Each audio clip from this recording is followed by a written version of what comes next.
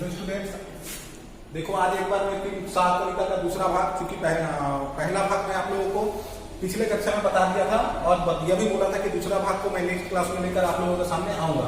Class 10 का उत्साह कविता दूसरा भाग। उत्साह कविता निराला जी द्वारा रचित एक आह्वान गीत है। मैं पहले ही बता दिया था कि इसमें उन्होंने बादल के माध्यम से बादल के दो रूप को बताया है। एक मनुष्य की आकांक्षाओं को पूरा करने वाला रूप और दूसरा विध्वंस, विद्रोही और विप्लव के रूप में आने वाला या विप्लव क्रांतिकारी कह सकते हो, इस रूप में बादल को दिखाया गया। तो पहला भाग तो मैं बता दिया था। अब यह है देखो दूसरा भाग। विकल विकल उन्मान थे उन्मन, विश्व के नादा के सकल जन, आए अज्ञात दिशा से अनंत के धन, तप्त धरा जल से फिर शीतल कर दो बादल गरजो। यह हमारा दूसरा भाग है। प्रथम भाग की तरह मैं पहले शब्दार्थ को आप लोगों को सामने लिख दे रहा हूं और उसके बाद इसकी व्याख्या को भी समझाने का प्रयास करूंगा आप लोगों को प्रसंग और शिल्प सौंदर्य के साथ। तो चलो हम पहले इसकी शब्दार्थ को देख लेते हैं।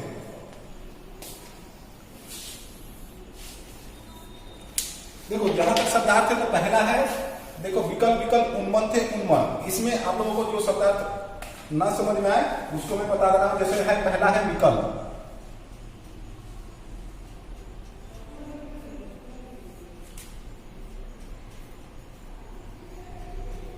विकल पहला है विकल। विकल का अर्थ होता है बेचैन। दूसरा है उन्मन। उन्मन का होता है उदास। तीसरा है निदान। निदान का होता है गर्मी। फिर चौथा है सकल। सकल का होता है सारे। 5 नंबर है अज्ञात। अज्ञात का होता है अनजान। 6 नंबर है अनंत।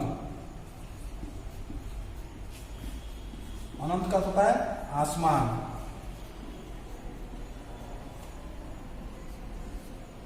तप्त। तप्त का होता है जलती। जलती मतलब जलना, है ना। 8 नंबर है धरा। धरा का होता है पृथ्वी। ठीक है, तो ये रहा हमारा शब्दार्थ। आप लोग इसे अपने कॉपी में नोट डाउन कर ले और इसकी व्याख्या को हम प्रसंग के साथ आप लोगों को मैं बता रहा हूं। ठीक है, तो देखो यहां कवि ने बादल को नई कल्पना और नए अंकुर के लिए विनाश, विप्लव और क्रांति चेतना को संभव करने वाला बताया है। निराला जी इस क्रांति चेतना को संभव करने वाला बताते हुए कहते हैं कि संसार के सभी लोग गर्मी के कारण व्याकुल और अनमने हो रहे थे। संसार के संपूर्ण मानव समुदाय में बदलाव के परिणाम स्वरूप, कैसी बदलाव? गर्मी आने से जो बदलाव आया था उसके परिणाम स्वरूप व्याकुलता और अनमानी परिस्थितियां का वातावरण बना हुआ था। गर्मी के कारण साहित्य के द्वारा ही समाज में चेतना का भाव आने का भरोसा बना है। हे कवि, जो कभी ना समाप्त होने वाला बादल, कवि कहते हैं कि हे कभी ना समाप्त होने वाला बादल, तुम्हारा अनजान दिशा से आगमन हुआ है। अनजान दिशा मतलब किधर से आगमन हुआ पता ही नहीं चला। यह धरती गर्मी से तप रही है, तुम जल बरसाकर इसे शीतल कर दो। साहित्यकार अपनी रचनाओं के माध्यम से लोगों के इस प्रकार प्रेरित करे कि संसार में विचारों के मतभेदों से होने वाली क्रांतियों का वातावरण शांत हो जाए।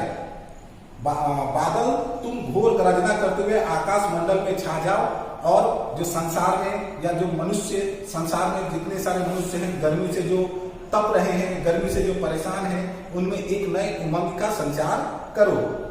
भाव संदर्भ को हम देखें तो कवि के अनुसार बादल सभी दिशाओं से आकर गर्मी की व्याकुलता और अनमने लोगों को अपनी बरसात के कारण क्या करता है, उन्हें सुख चैन या शांति देता है। मनुष्य क्या करते हैं, गर्मी से गर्मी के कारण तपती धूप में या सूर्य के गर्मी के कारण जो भी हो, गर्मी के कारण मनुष्य क्या करते हैं, बहुत ही व्याकुल रहते हैं। ऐसी परिस्थिति में तुम यहाँ पर आओ और आकर मनुष्य को अपनी वर्षा के कारण के द्वारा उन्हें इस गर्मी से व्याकुल जो हुए हैं उससे आप उन्हें शांत करो या उन्हें छुटकारा या मुक्ति दिलाओ उन गर्मी से।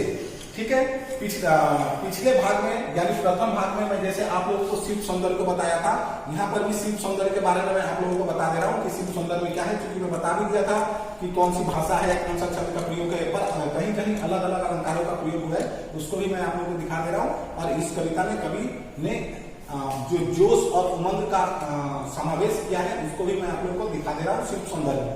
तो आप लोग शिव सौंदर्य को देखें।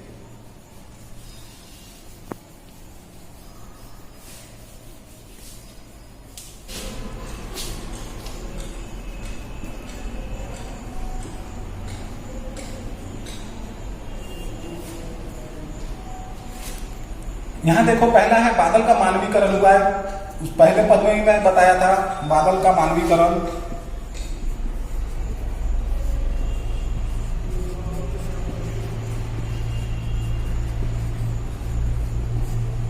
दूसरा में देखो विकल्प विकल्प उन्मन में अनुरूपी अलंकार है।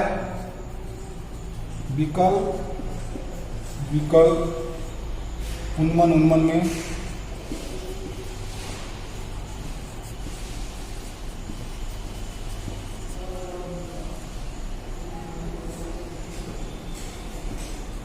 पुनरुक्ति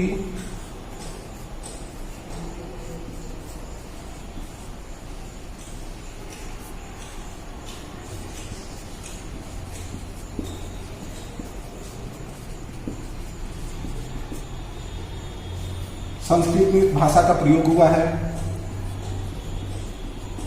संस्कृत निष्ठ भाषा का प्रयोग हुआ है।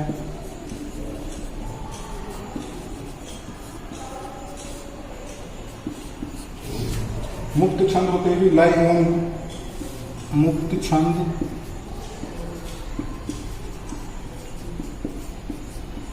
होते हुए भी लय एवं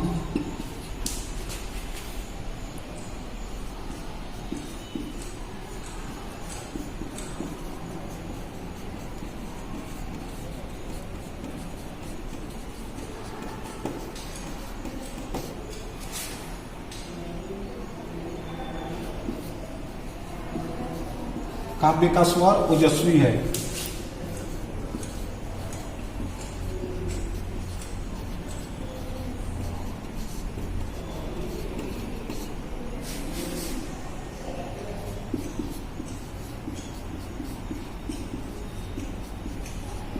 आय अज्ञात में अनुप्रास अलंकार है।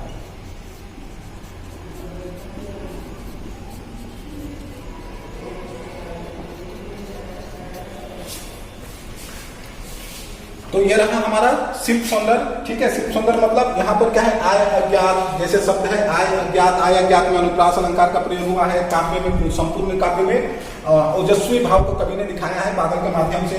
मुक्तक छंद का प्रयोग, जब मैं कवि का जीवन परिचय बताया था उस समय ही बोल दिया था, मुक्तक छंद का प्रयोग हुआ है। संस्कृत निष्ठ भाषा का भी प्रयोग हुआ है।